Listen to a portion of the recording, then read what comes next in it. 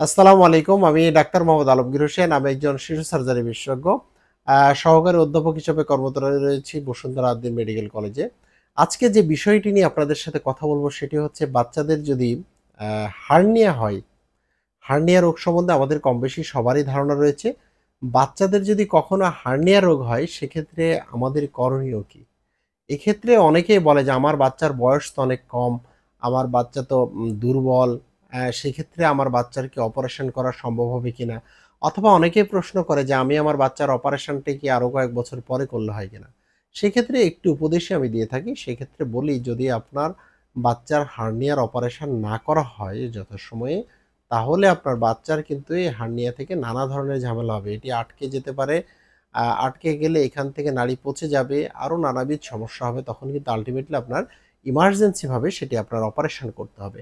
আরেকটি জিনিস লক্ষণীয় সেটি হচ্ছে, যদি দেখা যায় যে আপনার বাচ্চার আ অন্ডকোষ একটি আছে আরেকটি নেই। সেক্ষেত্রে আপনার করণীয় কি?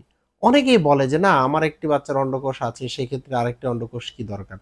এক্ষেত্রে বলব যে, আপনার বাচ্চার অন্ডকোষ যদি অন্ডথলিতে না থাকে সেক্ষেত্রে অবশ্যই ১ বছর বয়সের মধ্যেই আপনাকে অপারেশন করাতে হবে।